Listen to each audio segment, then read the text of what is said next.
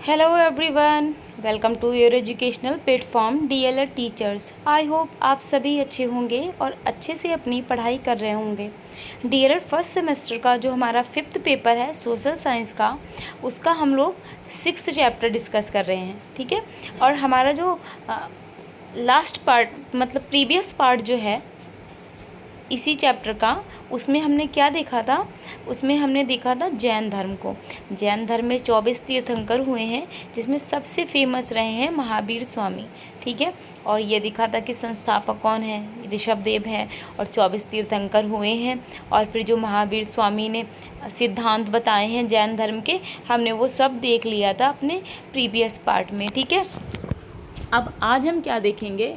इसी का जो सेकंड पार्ट है इसी चैप्टर का, उसमें हम देखेंगे बुद्धिज़्म यानी कि बौद्ध धर्म। 2015 और 2021 में यहाँ से क्वेश्चन पुटअप किया गया है आपसे। आपका चैप्टर मोस्ट इम्पॉर्टेंट है फ्रेंड्स, तो आप लोग ध्यान से पढ़िएगा।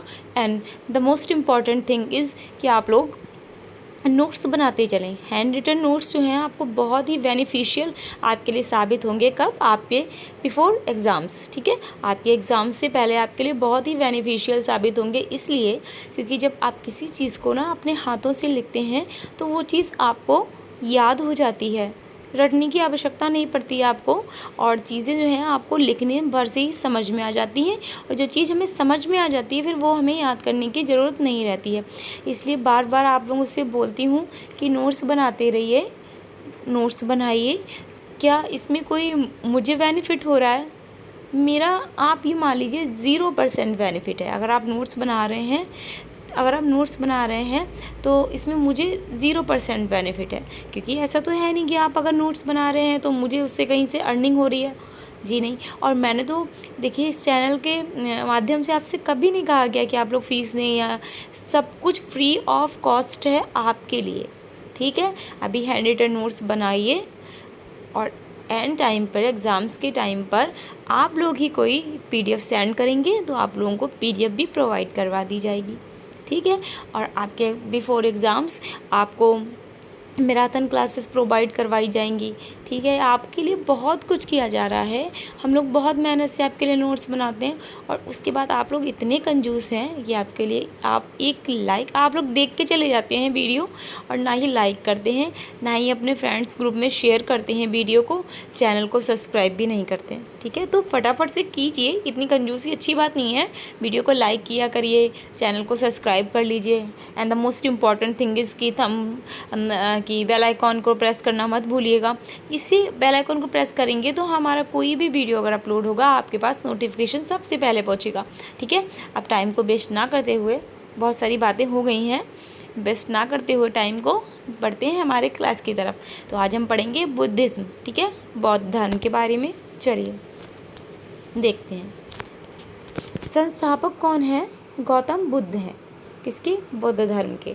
ठीक है, बौद्ध धर्म के संस्थापक कौन है? गौतम बुद्ध हैं। अब क्या करेंगे, हम इनका परिचय देखेंगे, जीवन परिचय देखेंगे। किसका? गौतम बुद्ध का। चलिए स्टार्ट करते हैं। सबसे पहले हम देखेंगे कि इनका जन्म कब हुआ। देखिएगा 2016 में आपसे यहाँ से क्वेश्चन पुटअप किया गया है कि गौतम बुद्ध का जन्म कब हुआ था। तो आपको क्या बताना है? 563 ईसा पूर्व गौतम बुद्ध का जन्म हुआ था। ठीक है, और स्थान क्या था? 2016 में आपसे ये भी पूछा गया है कि किस स्थान पर गौतम बुद्ध का जन्म हुआ था। तो आपको बताना है कपिलवस्तु लुम्बिनी। ठीक है, कपिलवस्तु लुम्बिनी में हुआ है। इनके पिताजी का नाम क्या था? शुद्धोधन। इनके पिता का नाम शुद्धोधन। इनकी माता का नाम क्या था? गौतम बुद्ध की माता का नाम महामाया, या फिर माया देवी भी कहीं कहीं आपको लिखा मिलेगा। चलिए आगे देखते हैं। इनके बचपन का नाम था सिद्धार्थ। देखिए, इनकी माँ का नाम था महामाया और इनके पिता का नाम था शुद्धोधन, लेकिन इनका पालन पोषण जिन्होंने किया है वो इनकी मौसी ने किया था। ठीक है, किसने किया था पालन पोषण? मौसी ने किया था, और मौसी का नाम क्या था? प्रजापति गौतमी। क्या नाम था मौसी का? प्रजापति गौतमी। इनकी पत्नी, इनका विवाह हुआ था, और इनकी पत्नी का नाम क्या था? यशोधरा। इनकी पत्नी का नाम था यशोधरा। इनके जो प्रथम गुरु, ठीक है, जो जिन्होंने इनको ज्ञान का मार्ग दिखाया सबसे पहले, जिनकी बातों से ये इम्प्रेस हुए, इनको ज्ञान का मार्ग दिखाया सबसे पहले, वो कौन थे? अलार कलाम। ठीक है, अलार कलाम। इनके जो प्रथम शिष्य हैं वो कौन है? तपस्सु एवं भल्लिक। ठीक है, हाँ, तो इनके जो प्रथम शिष्य थे वो कौन थे? तपस्सु एवं भल्लिक। ठीक, प्रिय शिष्य कौन थे? आनंद एवं उपाली। इन्होंने सबसे पहले जो अपने उपदेश दिए थे वो आनंद को ही दिए थे। ठीक है, त्रिरत्न देखते हैं। त्रिरत्न क्या थे? बुद्ध था, धम्म और संघ। ठीक है, ये इनके त्रिरत्न हैं। कंथक कौन था? गौतम बुद्ध के घोड़े का नाम, इनका बहुत ही प्रिय घोड़ा था कंथक, तो इनके घोड़े का नाम था कंथक। ठीक है, आगे देखते हैं, आगे बढ़ते हैं अब हम। चलिए, इनके पुत्र का नाम क्या था? राहुल। पुत्र का नाम क्या था? राहुल था। 4 दृश्य क्या देखे थे इन्होंने? जब ये रुकिएगा, ठीक है, क्या 4 दृश्य देखे थे इन्होंने? देखिएगा, ये निकले थे भ्रमण पर अपने सारथी के साथ। ठीक है, तो इन्होंने क्या देखा? इन्होंने सबसे पहले देखा वृद्ध व्यक्ति को देखा, फिर बीमार व्यक्ति को देखा, फिर इन्होंने एक मृत व्यक्ति को देखा, फिर इन्होंने देखा एक सन्यासी को। तो इन सब के बारे में इन्होंने अपने सारथी से पूछा कि ये वृद्ध व्यक्ति है, ये क्या है? तो उन्होंने कहा ये जो है संसार में हर मनुष्य के ऊपर ये अवस्था आनी है, और इस समय पर मनुष्य जो है अपना बल खो देता है, यानी कि शरीर का जो शक्ति है वो कम होने लगती है। कब? वृद्धावस्था में। फिर आगे चले तो इन्होंने एक बीमार व्यक्ति को देखा, तो इन्होंने फिर से अपने सारथी से क्वेश्चन किया कि अब इसको क्या प्रॉब्लम है? तो उन्होंने बताया कि एक बीमार व्यक्ति है, इसको किसी प्रकार की कोई बीमारी हो गई है, तो ये इस वजह से बहुत परेशान है। थोड़ा सा और आगे बढ़े तो इन्होंने एक मृत व्यक्ति को देखा। कैसा व्यक्ति देखा? जिसकी मृत्यु हो चुकी थी, जो मर चुका था। तो इन्होंने पूछा ये क्या है? तो उन्होंने बताया कि इस व्यक्ति की मौत हो गई, यानी मृत्यु हो गई है, इसने संसार को छोड़ दिया है। ये स्थिति एक दिन सभी के ऊपर आ रही है, आएगी, और जो व्यक्ति मर गया है उसके परिजन उसके लिए दुखी हैं। कोई रो रहा है, कोई कुछ भी बोल रहा है, सभी दुखी हैं।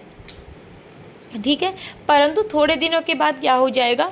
इसके परिजन भी इसे भूल जाएंगे। जो कार्य इसके बिना नहीं होते थे वो सारे कार्य इसके बिना होने लगेंगे, कोई किसी को भी याद नहीं रखेगा। ये बात इन्होंने सुनी। आगे चल के इन्होंने एक सन्यासी को देखा, तो इन्होंने पूछा ये क्या है? तो उन्होंने बताया, इनके जो सारथी थे, कि एक साधु हैं, इन्होंने संन्यास ले लिया है। ऐसे व्यक्ति हैं जिन्होंने सांसारिक मोह माया को छोड़कर ईश्वर में रमा लिया है, खुद को इन्होंने संन्यास ले लिया है, और इनका जीवन बहुत सुखमय है, क्योंकि अब इनको ना किसी के सुख से, दुख से, माया से, मोह से, किसी चीज़ से कोई मतलब नहीं है। ठीक है, तो आगे तो इनसे बहुत ज़्यादा इम्प्रेस हुए। कौन? गौतम बुद्ध, सन्यासी को देखकर। आगे देखते हैं फिर क्या हुआ। गृह त्याग, महाभिनिष्क्रमण कहते हैं जिसको। बौद्ध धर्म में जो गृह त्याग किया था, गौतम बुद्ध ने जो गृह त्याग किया था उसको क्या कहा जाता है बौद्ध धर्म में? महाभिनिष्क्रमण। क्या कहा जाता है? महाभिनिष्क्रमण।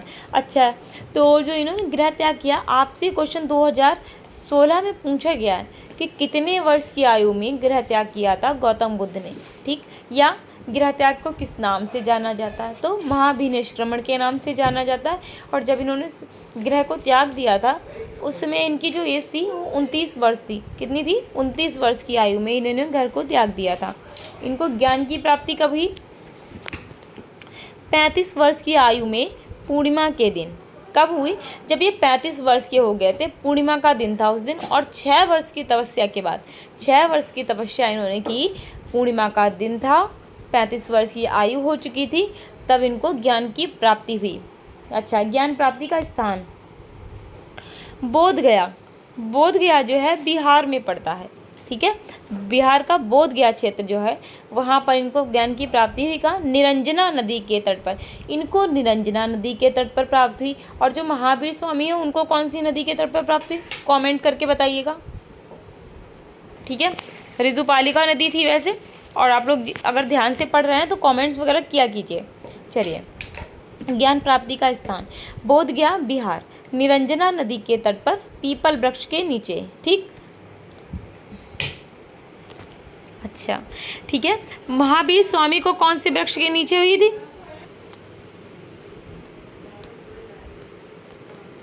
ठीक है।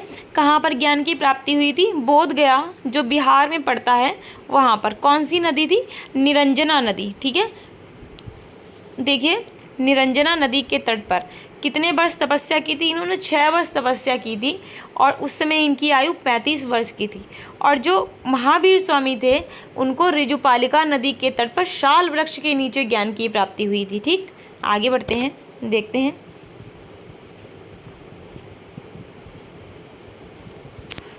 देखिएगा, प्रथम उपदेश जो इन्होंने प्रथम उपदेश दिया था, कहाँ दिया था? प्रथम उपदेश सारनाथ में दिया। कहाँ दिया? सारनाथ में दिया, जिसे धर्म चक्र प्रवर्तन कहा गया। देखिए, गौतम बुद्ध जी का जो प्रथम उपदेश था उसको धर्म चक्र प्रवर्तन के नाम से जाना जाता है। किस नाम से जाना जाता है? धर्म चक्र प्रवर्तन। ये क्वेश्चन आपसे पूछा जा सकता है कि जो गौतम बुद्ध ने जो, ठीक है, आपसे क्वेश्चन पूछा जा सकता है कि जो गौतम बुद्ध ने जो अपना पहला उपदेश दिया था उसको किस नाम से जाना जाता है? ठीक, तो क्या है? धर्म चक्र प्रवर्तन के नाम से जाना जाता है गौतम बुद्ध जी के प्रथम उपदेश को। ठीक, उपदेश की भाषा क्या थी? देखिए, यहाँ पर लिखना भूल गई हूँ मैं, लेकिन आप लोग लिख लीजिए। उपदेश की भाषा पाली। एक मिनट रुकिएगा, क्लियर लिख के दिखाऊँ थोड़ा सा। उपदेश की भाषा क्या थी? पाली भाषा में इन्होंने उपदेश दिए थे। यहाँ पर गलती से छूट गया ये उपदेश की भाषा लिखना। ठीक है, तो आप लोग लिख लीजिएगा, इनके उपदेश की जो भाषा थी क्या थी? पाली भाषा थी। इन्होंने किस भाषा में उपदेश दिए? पाली भाषा में उपदेश दिए। अंतिम उपदेश कहाँ पर दिया? अंतिम उपदेश इन्होंने कहाँ दिया? कुशीनगर में अपने शिष्य सुभद्र को दिया। ठीक है, कुशीनगर में इन्होंने दिया था। किसको? अपने शिष्य जो इनका था। कहाँ दिया था इन्होंने? अंतिम उपदेश अपना कुशीनगर में दिया। किसको दिया था? इनके शिष्य थे जिनका नाम था सुभद्र। इन्होंने सुभद्र को अपना अंतिम उपदेश दिया था। और कहाँ दिया था? कुशीनगर में दिया था। और ये बात याद रखिएगा, मोस्ट इम्पॉर्टेंट है आपके लिए, कि इनका जो प्रथम उपदेश इन्होंने दिया था उसको धर्म चक्र प्रवर्तन के नाम से जाना जाता है। किस नाम से जाना जाता है? धर्म चक्र प्रवर्तन। ठीक, आगे बढ़ते हैं। पाली भाषा में इन्होंने उपदेश दिए थे। इनके उपदेश की जो भाषा थी वो पाली भाषा थी, याद रखिएगा। अब देखते हैं हम आगे। धर्म प्रचार स्थल, जो जिन स्थानों पर इन्होंने अपने धर्म का प्रचार किया, क्या किया? धर्म का प्रचार किया, उन स्थलों के नाम क्या थे? देख लेते हैं। देखिए, शाक्य में किया इन्होंने, काशी में किया, अंग में किया, मल्ल में किया, बज्जी में किया। ये आपको मैं पहले कहाँ पढ़ा चुकी हूँ ये सारे नाम? आप लोग कमेंट करके बताइएगा कि शाक्य, काशी, अंग, मल्ल, कौशल, मगध, कि मैंने आपको कहाँ पढ़ाए हैं? 16 महाजनपदों के अंतर्गत पढ़ाए थे। ये 16 महाजनपदों के नाम में आते थे। ठीक है, चलिएगा। देखिए, धर्म प्रचार स्थल इनका क्या था? शाक्य था, काशी था, अंग था, मल्ल था, बज्जी था, कौशल था तथा मगध प्रचार का मुख्य केंद्र था। अगर आपसे क्वेश्चन पूछा जाए कि गौतम बुद्ध जी की जो बौद्ध धर्म के प्रचार का जो मुख्य केंद्र था वो क्या था, तो मगध था। ठीक, मगध मुख्य प्रचार का केंद्र था। ठीक है, इन्होंने अपने सर्वाधिक उपदेश यानी कि सबसे ज़्यादा उपदेश कहाँ पर दिए, तो आपको ध्यान रखना है, ये भी आपके लिए इम्पॉर्टेंट है, मोस्ट इम्पॉर्टेंट है। क्या? श्रावस्ती में दिए। कहाँ दिए? श्रावस्ती में दिए। ठीक, अच्छा, बौद्ध धर्म के प्रतीक चिन्ह, चलिएगा देखते हैं। जन्म, कमल व सांड। ठीक है, जन्म के समय पर गृह त्याग पर क्या था? घोड़े का निशान था। जब इनको ज्ञान की प्राप्ति, देखिए गौतम बुद्ध का जब जन्म हुआ उस समय कमल व सांड का निशान था इनका प्रतीक चिन्ह। जब इन्होंने गृह त्याग किया तो उस समय क्या था? घोड़ा था।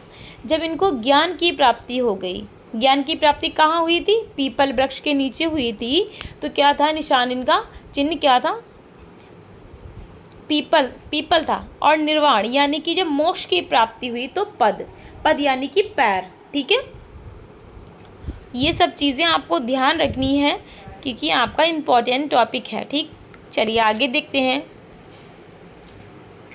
अब आगे बढ़ते हैं। मृत्यु यानी कि देखिए, महाभिनिष्क्रमण उसको कहा जाता था, जो गृह त्याग किया था गौतम बुद्ध जी ने। अब जब इनकी मृत्यु हुई तो उसको क्या कहा गया, महापरिनिर्वाण। और जो जैन धर्म था वहाँ पर निर्वाण कहा जाता था, ठीक है, मोक्ष प्राप्त करना। निर्वाण का अर्थ होता था मोक्ष प्राप्त करना, मुक्त हो जाना, ठीक है।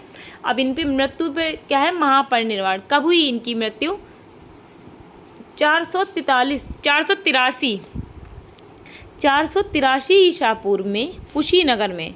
कब हुई, 483 ईसा पूर्व में। स्थान क्या था, कुशीनगर था। और जब इनकी मृत्यु हुई उस समय इनकी आयु 80 वर्ष की थी। कितनी थी, 18 ईयर्स ओल्ड थे ये, 80 ईयर्स, सॉरी 80 नहीं 80।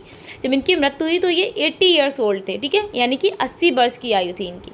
चलिए आगे बढ़ते हैं। अब देखेंगे हम सिद्धांत, बौद्ध धर्म के सिद्धांत देखेंगे हम। चलिए आगे बढ़ते हैं। महात्मा बुद्ध का मत था कि मनुष्य के जीवन में आदि से अंत तक दुख ही दुख है। क्या मानना था, देखिए इन्होंने जो 4 दृश्य देखे थे गौतम बुद्ध जी ने, क्या देखे थे।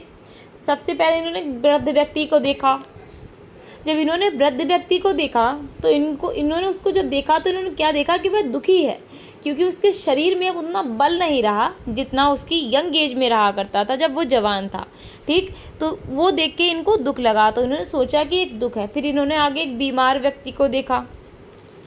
जब इन्होंने बीमार व्यक्ति को देखा तो वो व्यक्ति भी दुखी था। फिर आगे इन्होंने एक मृत व्यक्ति को देखा, तो ये देखा कि जो व्यक्ति मर गया था उसके पीछे जो उसके परिवार के लोग थे वो दुखी थे, ठीक है। तो इस प्रकार से गौतम बुद्ध जी ने कहा कि इनका मत था, यानी कि इनका मानना था ये कि संसार में सिर्फ और सिर्फ अगर कुछ है तो सिर्फ और सिर्फ दुख है, ठीक है। और फिर क्या था, दुख से मुक्त होने के लिए उन्होंने कुछ सिद्धांत बताए। देखिए पढ़ लेते हैं एक बार। महात्मा बुद्ध का मत था कि मनुष्य के जीवन में आदि से अंत तक दुख ही दुख है, अर्थात दुख से मुक्त होने के लिए उन्होंने कुछ सिद्धांत बनाए जो निम्न प्रकार हैं। देखिएगा, गौतम बुद्ध जी कहते थे कि मनुष्य के जीवन में शुरू से लेके अंत तक, यानी आदि से लेके अंत तक, जब से जन्म लिया है जब तक मृत्यु नहीं हो जाती है, सिर्फ और सिर्फ कुछ है तो दुख है। और उस दुख से मुक्त होने के उन्होंने कुछ उपाय बताए हैं जो उनके सिद्धांत कहे जाते हैं। आइए देख लेते हैं क्या सिद्धांत बताए हैं गौतम बुद्ध ने। देखिएगा, इन्होंने बताए हैं 4 आर्य सत्य। क्या बताए हैं, 4 आर्य सत्य बताए हैं। क्या है 4 आर्य सत्य, देख लेते हैं। 4 आर्य सत्य बौद्ध धर्म के मूल सिद्धांतों में से हैं जो बुद्ध द्वारा ज्ञान प्राप्ति के बाद बताए गए।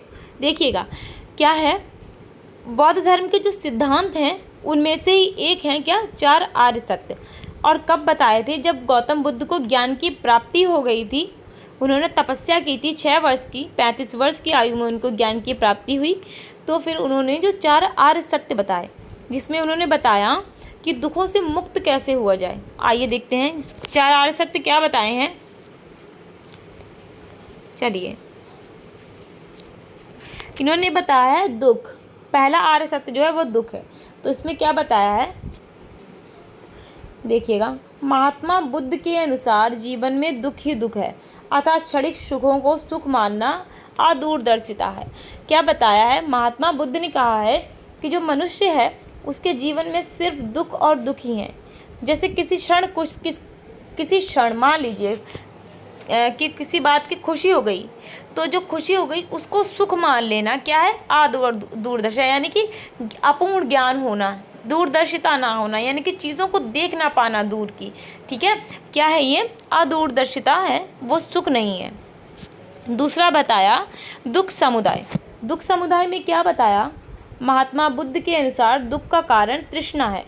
अब देखिए, महावीर स्वामी ने भी दुख का कारण तृष्णा को ही बताया था, और गौतम बुद्ध ने भी दुख का कारण किसे बताया है, तृष्णा को।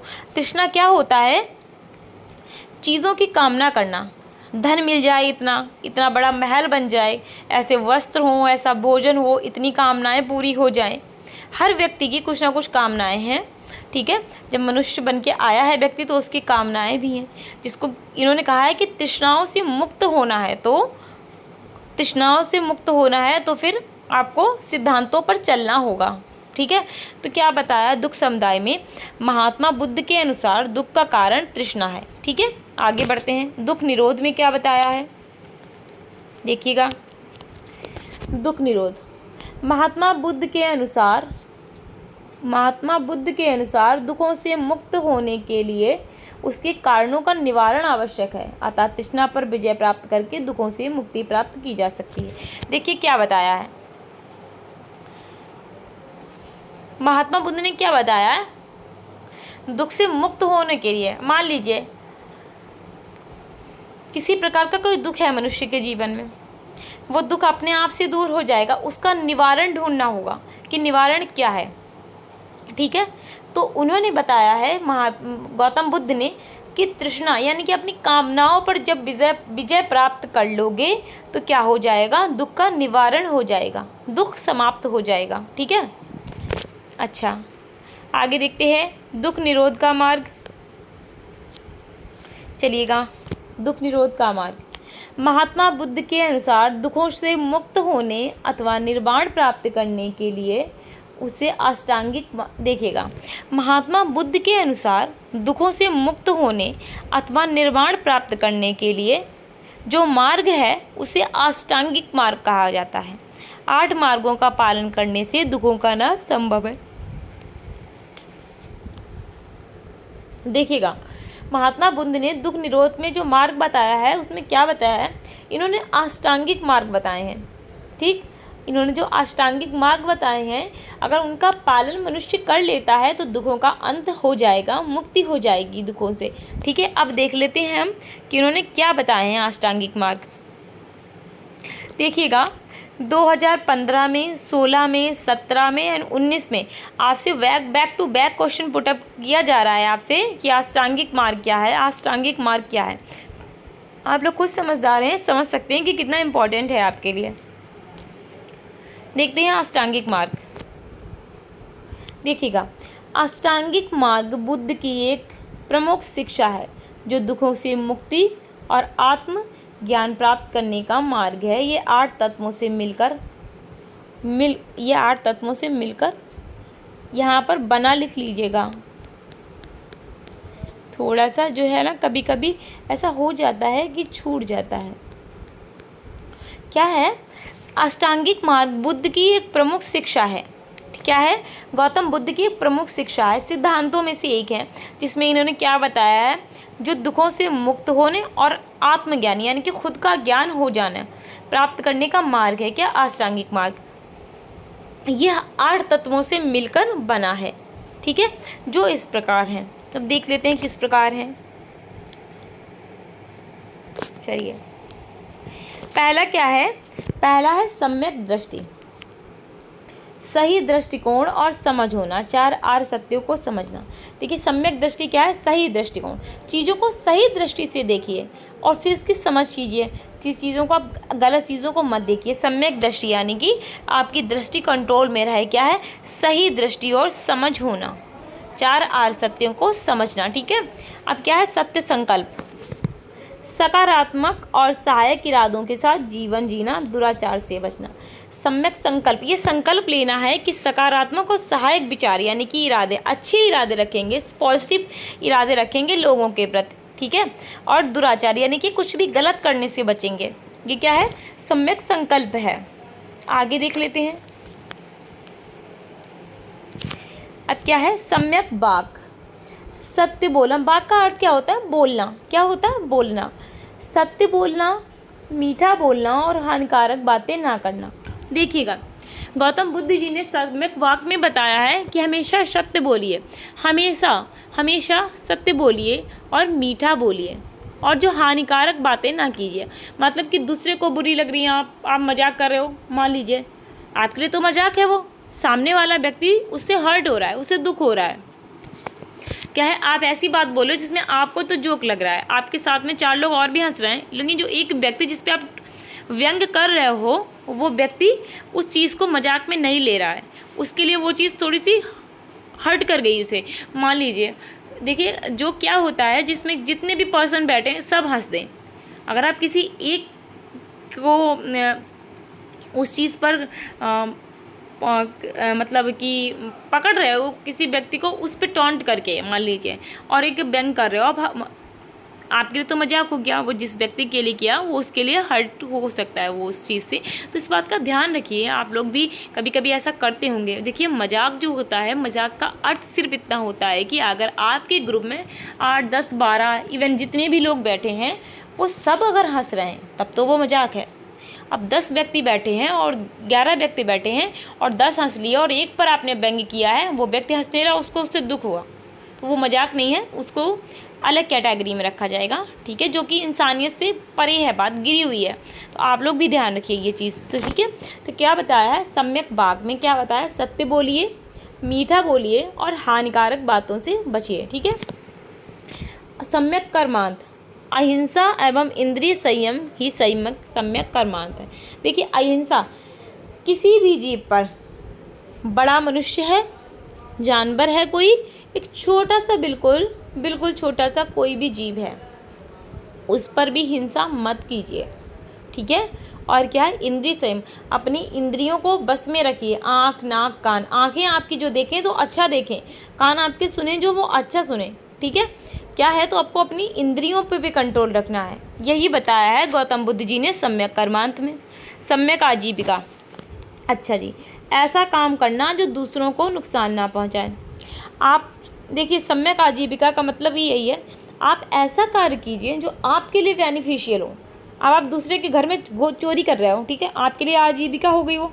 अब आप मान लीजिए कि जिसके घर से आप चोरी करके लाए हो, उसने बहुत मेहनत से पैसा कमा के रखा होगा अपना, आपने 1 मिनट के अंदर चोरी कर ली, वो व्यक्ति कितना दुखी हुआ उस चीज़ से, क्योंकि उसकी मेहनत की कमाई चली गई। तो ये आजीविका नहीं है, ये तो आप चोरी कर रहे हो। इसमें सम्यक आजीविका में क्या बताया गौतम बुद्ध ने कि कार्य ऐसा कीजिए जिससे आपको लाभ हो सके, दूसरे को नुकसान ना हो, ठीक। अब देखते हैं सम्यक व्यायाम में क्या बताया है, थोड़ा सा बढ़ते हैं फिर देखते हैं। सम्यक व्यायाम में क्या बताया है, अपने जीवन को सुधारने के लिए प्रयास करना और नकारात्मक विचारों से दूर रहना। देखिए अपने जीवन को, अगर आप आगे बढ़ना चाह रहे हो, जीवन में सक्सेसफुल होना चाह रहे हो, ये आप लोगों के ऊपर भी बात है, अगर सक्सेसफुल होना चाह रहे हो जीवन में तो आपको क्या करना है, प्रयास करना है। जो प्रयास शब्द है, जो व्यायाम शब्द है, वो प्रयास के लिए यहाँ पर इस्तेमाल किया गया है कि प्रयास करते रहिए, पढ़ते रहिए। इससे क्या होगा, आपके मार्क्स भी बहुत अच्छे आएंगे और एक दिन आप सभी टीचर भी बनोगे गवर्नमेंट, ठीक है। ये क्या है, प्रयास है, क्या है, तो इसीलिए सम्यक व्यायाम में यही बताया गया। मैं आप लोगों को एग्जाम्पल में लेकर बता रही हूँ कि आप लोग प्रयास करते रहिए, अच्छे से पढ़ते रहिए, एक दिन आप लोग ज़रूर टीचर बनेंगे, ठीक है।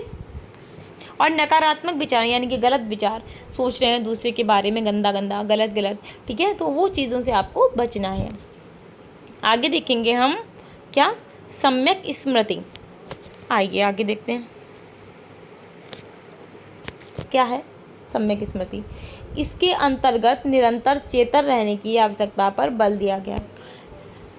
देखिए निरंतर चेतन रहिए यानी कि जागृत रहिए, चेतना में रहिए हमेशा, इसके अंतर्गत यही कहा गया, निरंतर चेतन रहने की आवश्यकता पर बल दिया जाता है, ठीक है। सम्यक समाधि, चित्त को एकाग्र रखने को कहते हैं। आपका जो चित्त है यानी कि ध्यान है जो, उसको एकाग्र रखिए, ठीक है। सम्यक समाधि प्राप्त करने पर मनुष्य निर्वाण प्राप्त कर लेता है। क्या है, अपने चित्त को एकाग्र करिए, ध्यान लगाइए, जब आपको क्या होगा, सम्यक समाधि जब प्राप्त हो जाएगी, जब आपका चित्त जो है एकाग्र हो जाएगा, तो क्या हो जाएगा, मोक्ष की प्राप्ति, निर्वाण की प्राप्ति हो जाएगी। आगे देखते हैं, ये थे अष्टांगिक मार्ग। अब हम देखेंगे 10 शील, ठीक है, ये भी आपका इम्पोर्टेंट है, देखते हैं।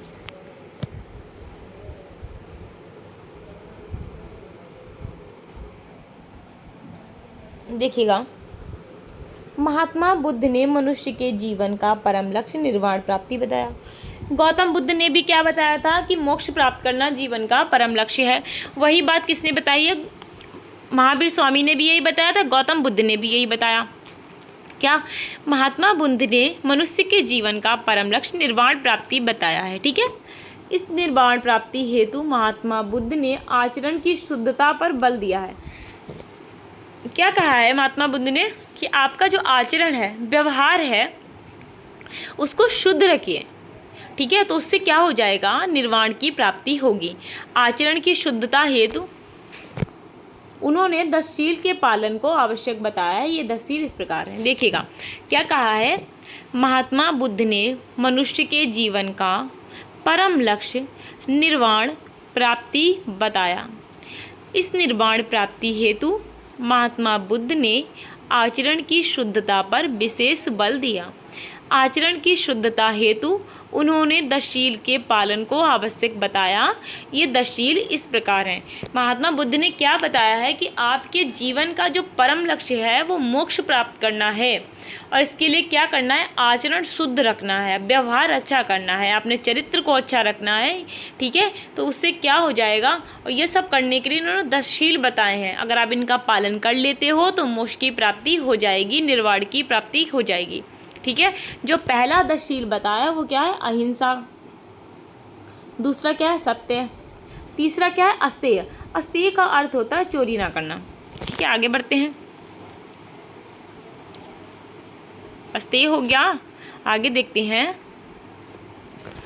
आगे है, रुकिएगा, आगे है, थोड़ा सा रुकें, क्लियर करके बताते हैं आपको। आगे क्या है, अपरिग्रह चौथा। फिर ब्रह्मचर्य बताया है। फिर क्या बताया है, नृत्य एवं संगीत का त्याग।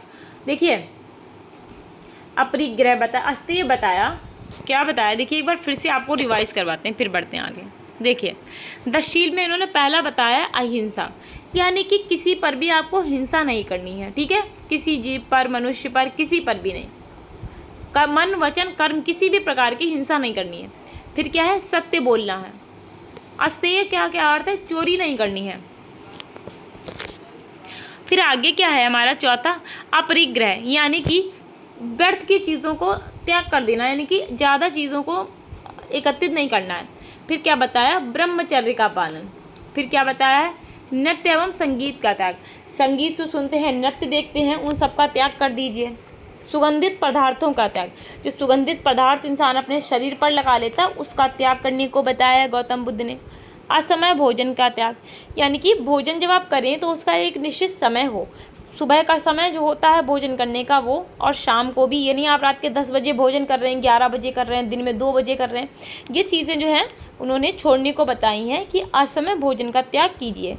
फिर क्या बताया है, कोमल शैया पर सोना, यानी कि कोमल शैया का त्याग, जो आप नर्म मुलायम बिस्तरों पर सो रहे हैं उसका त्याग कीजिए। कामिनी कंचन का त्याग। अब कामिनी कंचन क्या है ये आपको पता है, नहीं पता होगा, मैं बता रही हूँ। कामिनी कंचन का अर्थ है यानी कि मादक पदार्थों का सेवन नहीं करना है। मादक पदार्थ जैसे शराब पी रहे हैं, ठीक है, और भी जो गंदे आते हैं, जुआ खेल रहे हैं, शराब पी रहे हैं, सिगरेट पी रहे हैं, तंबाकू खा रहे हैं, पुड़िया खा रहे हैं, ठीक है, ये सब चीज़ें जो हैं ये आती हैं कामिनी कंचन के अंतर्गत। तो कामिनी कंचन का त्याग करना है। ठीक है, अब आगे बढ़ते हैं हम। ये क्या थे, 10 शील थे, गौतम बुद्ध जी के 10 शील थे जो उन्होंने निर्वाण प्राप्ति के लिए बताए। अब हम देखेंगे बौद्ध साहित्य। ठीक है, क्या देखेंगे, बौद्ध साहित्य। 2022 में आपसे क्वेश्चन पूछा गया, यहाँ से देखते हैं। बौद्ध साहित्य में सबसे पवित्र त्रिपिटक को माना जाता है और ये पाली भाषा में लिखे गए हैं। क्या है, बौद्ध साहित्य के जो सबसे पवित्र साहित्य है उसको त्रिपिटक को माना जाता है। किसको, त्रिपिटक को माना जाता है। और जो त्रिपिटक है इसकी जो लैंग्वेज है यानी कि भाषा जो है वो कौन सी भाषा है, पाली भाषा है। ठीक, त्रिपिटक में 3 ग्रंथों को शामिल किया गया है जिनके नाम इस प्रकार हैं। देखिए, जो त्रिपिटक है 3 ग्रंथ हैं, उनके कंबाइंड रूप को कहते हैं त्रिपिटक, क्योंकि 3 शामिल हैं इसलिए कहते हैं त्रिपिटक। तीनों का समावेश है इसलिए कहते हैं त्रिपिटक। चलिए हम देखते हैं क्या है 3 पिटक। ये क्वेश्चन इंपॉर्टेंट है, आपसे पिटक पूछ लिए जाते हैं। आगे देखते हैं, देखिएगा। पहला है सुत्त पिटक। ठीक है, सुत्त पिटक। सुत्त पिटक में क्या है, बुद्ध के उपदेशों का संग्रह। गौतम बुद्ध ने जो उपदेश दिए हैं उनका संग्रह किस में मिलता है, सुत्त पिटक में मिलता है। ठीक, ध्यान रखिएगा, ये आपसे हाई लेवल के कॉम्पिटिशन्स में भी पूछे जाते हैं। जब आगे चल के आप कॉम्पिटिशन्स में बैठेंगे, आप अभी जो भी एग्ज़ाम्स देंगे, जो भी रेलवे का हो गया, एंशिएंट हिस्ट्री सभी में आती है आपकी, इसमें रेलवे वगैरह में, और क्या कहते हैं, जहाँ पर भी आपकी एंशिएंट हिस्ट्री आ रही है, जैन धर्म, बौद्ध धर्म आपको पढ़ना है, वहाँ पर जो है गौतम बुद्ध के पिटक पूछ लिए जाते हैं। तो ये पूछ लिया जाता है कि विनय पिटक के अंतर्गत क्या है, ठीक है, और डीएलएड में भी पूछा जाता है आपका। तो जो सुत्त पिटक है इसमें क्या है, गौतम बुद्ध के उपदेशों का संग्रह है, ठीक। विनय पिटक में क्या है, संघ के नियमों का संग्रह। जो संघ था गौतम बुद्ध जी ने बनाया था, उसमें जो संघ में जो रहते थे लोग, शिष्य जो रहते थे, संघ में जो लोग रहते थे, उनको संघ में रहने के नियम क्या थे, उन नियमों का संग्रह किसमें है, विनय पिटक में। अभिधम्म पिटक में क्या है, बुद्ध के दार्शनिक विचार हैं, ठीक है। देखिए, सुक्त पिटक में बुद्ध के उपदेश है, विनय पिटक में संघ के नियमों का संग्रह है, और अभिधम्म पिटक में बुद्ध के दार्शनिक विचार शामिल हैं, ठीक है। और इन तीनों पिटकों के कंबाइंड रूप को हम क्या कहते हैं, त्रिपिटक, ठीक है। और त्रिपिटक में ये आते हैं सुत्त पिटक, विनय पिटक, अभिधम्म पिटक, ठीक है। चलिए आगे बढ़ते हैं।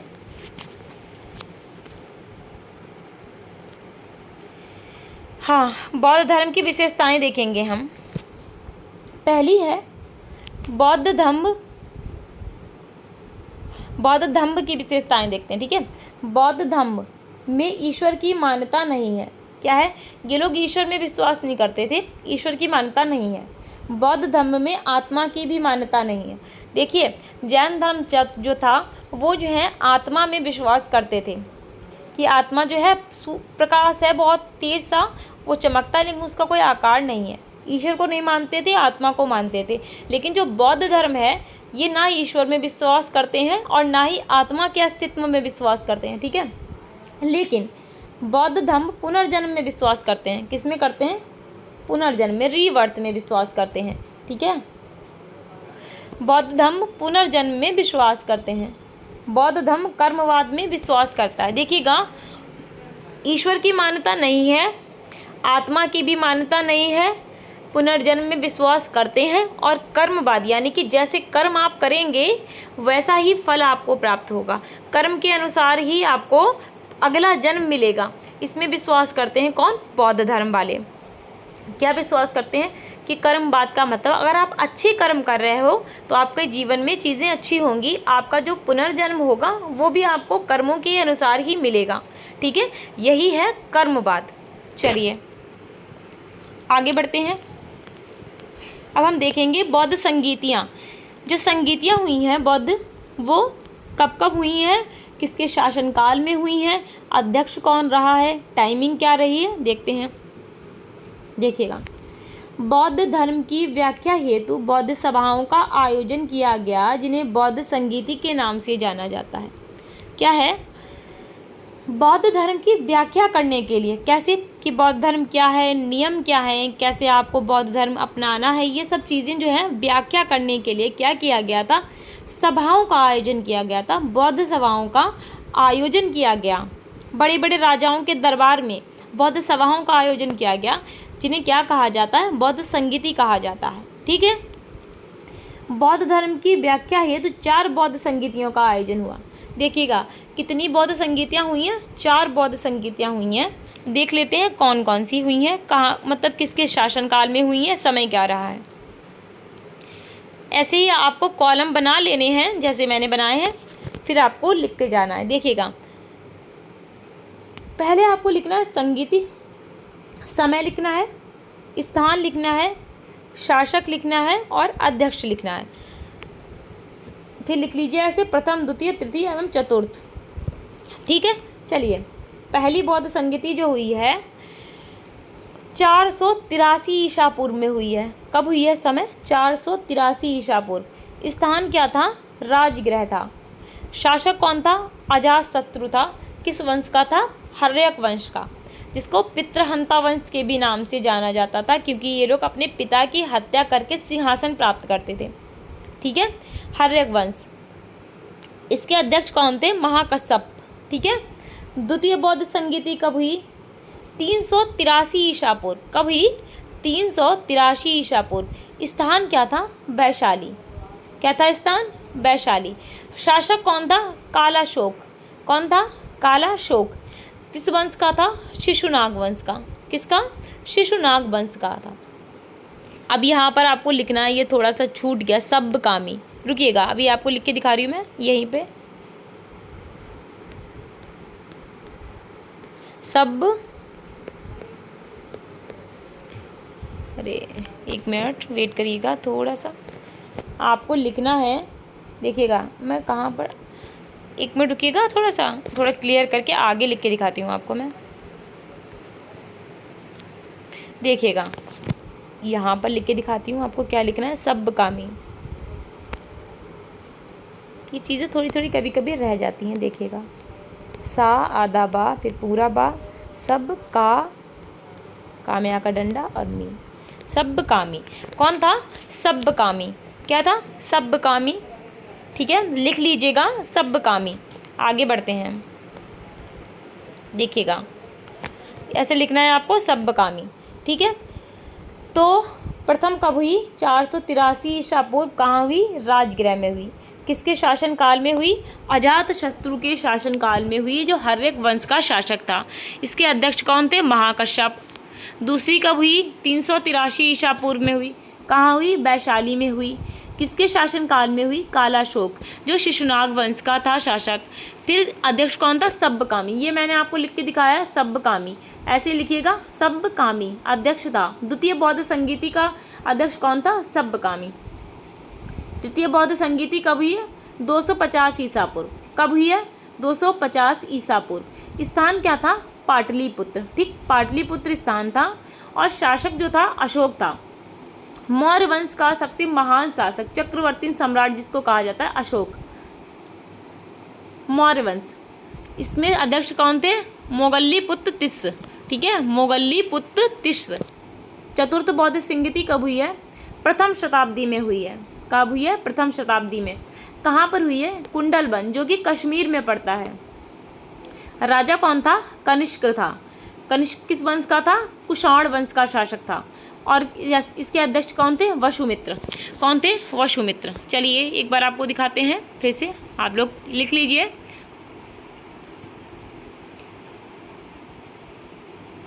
हाँ जी, देखिएगा, प्रथम बौद्ध संगीति हुई है समय 483 ईसा पूर्व। स्थान राजगृह। ठीक है, शासक अजातशत्रु हर्यक वंश का। अध्यक्ष महाकश्यप। द्वितीय बौद्ध संगीति 383 ईसा पूर्व। कहाँ हुई है? वैशाली में हुई है। ठीक है, शासक कौन था? कालाशोक। किस वंश का था? शिशुनाग वंश का था। अध्यक्ष कौन रहे हैं इसके? सब्बकामी। ठीक, तृतीय बौद्ध संगीति हुई है 250 ईसा पूर्व। कहाँ पर हुई है? पाटलिपुत्र में। शासक कौन था? अशोक, मौर्य वंश का चक्रवर्ती सम्राट जिसको कहा जाता है, अशोक। ठीक है, इसके अध्यक्ष कौन थे? मोगल्लीपुत्र तिस्स। कौन थे? मोगल्लीपुत्र तिस्स। अभी इसके आपको आगे ट्रिक बताऊंगी, जिससे बहुत आसानी से आपको ये याद हो जाएगा। चतुर्थ बौद्ध संगीति कब हुई है? प्रथम शताब्दी में हुई है। कहाँ पर हुई? कुंडलबन, जो कश्मीर में पड़ता है। इसके शासक कौन थे इस समय पे? कनिष्क। चतुर्थ बौद्ध संगीति किसके शासन काल में हुई थी? कनिष्क के शासन काल में हुई थी। और कनिष्क राजा तो जो था किस वंश का था? कुषाण वंश का शासक था। ठीक है, अध्यक्ष कौन थे इसके? वसुमित्र थे। चलिए आगे देखते हैं। चतुर्थ बौद्ध संगीति के बाद बौद्ध धर्म दो संप्रदायों में विभाजित हो गया। जो चतुर्थ बौद्ध संगीति हुई उसके बाद बौद्ध धर्म का भी विभाजन हुआ। देखिए, जैन धर्म का भी विभाजन हुआ था, जिसमें श्वेतंबर और दिगंबर में बट गए थे। ऐसे ही चतुर्थ बौद्ध संगीति के बाद बौद्ध धर्म का भी विभाजन हुआ। ठीक है, दो बन गए। देखते हैं कौन कौन से थे। देखिएगा, पहला था महायान। ठीक है, महायान। महायान क्या? महायान शब्द का अर्थ है उत्कृष्ट मार्ग। इस संप्रदाय की स्थापना नागार्जुन द्वारा की गई। जो महायान दो संप्रदायों में बटे, तो उसमें पहला संप्रदाय था महायान। महायान का अर्थ क्या होता? अच्छा मार्ग, उत्कृष्ट यानी कि श्रेष्ठ मार्ग। और इसकी स्थापना किसने की थी? नागार्जुन ने की थी। ठीक, और दूसरा हीनयान। हीनयान का शब्द है निम्न मार्ग। इस शब्द का प्रयोग महायानियों द्वारा अपने विरोधियों के लिए किया गया। ठीक है, देखिए, महायान का अर्थ था कि उत्कृष्ट, जो बहुत ऊंचा हो, अच्छे विचारों वाला, श्रेष्ठ मार्ग, अच्छा मार्ग हो, श्रेष्ठ मार्ग हो, उसको कहा गया उत्कृष्ट मार्ग। और इस संप्रदाय की स्थापना नागार्जुन ने की। जो दूसरा संप्रदाय था वो हीनयान था। हीनयान का अर्थ था बहुत निम्न लोग। यानी कि निम्न मार्ग पर चलने वाले लोग। और इस शब्द का प्रयोग किसने किया था? महायानियों में जो लोग थे, महायान में जो लोग थे उनके द्वारा किया था। किसके लिए किया था? अपने विरोधियों के लिए किया था, इसलिए उन्होंने इसका नाम रखा हीनयान। ठीक है, अब आगे देखते हैं। देखिए, बौद्ध संगीति याद करने की ट्रिक। देखो, बौद्ध संगीति याद करने की ट्रिक पहली कैसे याद करोगे? देखो, पहले में कौन था? राजगृह में हुई थी। महाकश्यप कौन था? अध्यक्ष था। और राजा कौन था? अजातशत्रु था। तो आपको क्या करना है? राजा महाराजा आजा। ठीक है, ये ट्रिक है, बहुत इजीली याद हो जाएगी आपको। राजा महाराजा आजा, देखिएगा पूरी दिखाते हैं आपको। देखिए देखिए, राजा महाराजा आजा, वैशाली सबका काल है, पटाओ मत आशिक। ठीक है, और क्या है? मोगली पुत्र कंगाल है। ठीक है, चौथी में क्या है? कुंवर मित्र कंगाल है। ठीक है, कुंवर मित्र कंगाल है। देखिएगा क्या है? राजा महाराजा आजा, इसमें क्या अर्थ है? राजा का अर्थ है यानी कि राजगृह। पहली जो बौद्ध संगीति हुई थी वो कहाँ हुई थी? राजगृह में। तो राजा से आपको याद रखना राजगृह। महाराजा यानी कि अध्यक्ष कौन था? महाकश्यप था। ठीक है, आजा यानी कि अजातशत्रु जो है था, उस समय शासन काल था अजातशत्रु का। वैशाली सबका काल है। वैशाली का मतलब वैशाली में हुई थी दूसरी बौद्ध संगीति। सबका यानी कि सबकामी अध्यक्ष था। ठीक है, काल यानी कि कालाशोक। ठीक, आगे देखते हैं। तीसरी में पटाओ मत आशिक। ठीक है, पटाओ में यानी कि पाटलिपुत्र। ठीक है, मत का मत मोगली पुत्र, आशिक यानी कि अशोक। ठीक है, पटाओ मत आशिक यानी कि पटाओ का अर्थ है पाटलिपुत्र, मत का अर्थ है मोगली पुत्र, आशिक का मतलब है अशोक। ठीक है, अब कुंवर मित्र कंगाल है, यानी कि कुंवर का मतलब कुंडल बन। कहाँ हुई थी चतुर्थ बौद्ध संगीति? कुंवर से याद रखिएगा कुंडल बन। मित्र यानी कि वसुमित्र। वसुमित्र कौन था? अध्यक्ष था चतुर्थ बौद्ध संगीति का। ठीक है, कंगाल का अर्थ है यानी कि कनिष्क। ठीक है, का से कंगाल, का से कनिष्क, याद रखिएगा। ठीक, क्या याद रखना है आपको? राजा महाराजा आजा, वैशाली सबका काल है, पटाओ मत आशिक, कुंवर मित्र कंगाल है। ठीक है, ये आपकी बौद्ध संगीति याद करने की ट्रिक रही। तो आई होप फ्रेंड्स आपको क्लास पसंद आई होगी। तो अब क्या होता है, यहीं पर हमारा जो चैप्टर कौन सा है देखते हैं। चैप्टर 6 क्या हो गया?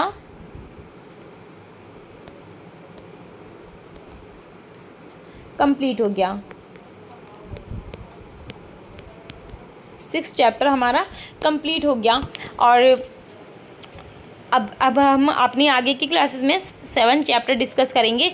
आपका जो है ना ये जो हिस्ट्री है, आपका ज्योग्राफी का भी सिलेबस ऑलमोस्ट कंप्लीट हो चुका है। यहाँ पर आपकी हिस्ट्री कंप्लीट होती है। अब आपका जो नेक्स्ट चैप्टर है 7 चैप्टर, वो है आपका सौरमंडल। वहाँ से आपकी ज्योग्राफी स्टार्ट होगी। एंड आपकी ज्योग्राफी के नोट्स कंप्लीट हो चुके हैं, आपकी क्लासेस लेना बाकी है। थोड़ा सा पेशेंस रखिए, आपका सिलेबस बहुत जल्दी कंप्लीट करवा दिया जाएगा। आपके नोट्स बहुत स्पीड के साथ बनवाए जा रहे हैं। थोड़ा सा ट्रस्ट रखिए, थोड़ा सा पेशेंस रखिए। और अगर आपको क्लासेस अच्छी लगती हैं ना, तो आप लोग क्लास को लाइक करना मत भूलिए। एंड अगर आपको अच्छी लगती हैं तो आप उसके लिए हमें छोटा सा एक हमारे लिए काम कर सकते हैं, जो हमारे लिए नहीं है लेकिन हमारे लिए है भी। कैसे है कि जब हमारी क्लास किसी बच्चे के पास पहुंचेगी, उसे फ़ायदा होगा, हमारे लिए बस वही काफ़ी है। क्योंकि हम चाहते हैं हमारी क्लासेस के माध्यम से बहुत से बच्चों को फ़ायदा हो जाए, बहुत से बच्चे अच्छे अच्छे मार्क्स लेके आएँ। हमारे लिए सबसे बड़ा गिफ्ट वही है। तो आप सभी लोग, जितने भी लोग देखेंगे, अपने 5 फ्रेंड्स में वीडियो को शेयर करेंगे। ठीक है, और क्या करेंगे? चैनल को सब्सक्राइब करेंगे। अगर अच्छा लगता है तो लाइक कर दिया करो। इतनी कंजूसी अच्छी बात थोड़ी ना है। इतनी कंजूसी लेकर कहाँ जाओगे? टीचर बन जाओगे कल को आप लोग। ठीक है, इतने सारे पैसे आएंगे और कंजूसी अभी से करने लगे हो आप लोग। जब इतने सारे रुपए मिलने वाले हैं आपको इन फ्यूचर, तो कंजूसी किस बात की है? एक लाइक किया करो, सब्सक्राइब करो चैनल को। ठीक है, और बेल आइकॉन को भी प्रेस करो। और तो फिर मिलेंगे हमारे नेक्स्ट वीडियो में। तब तक आप लोग अपना ध्यान रखिएगा। Take care, bye bye, see you soon, bye bye.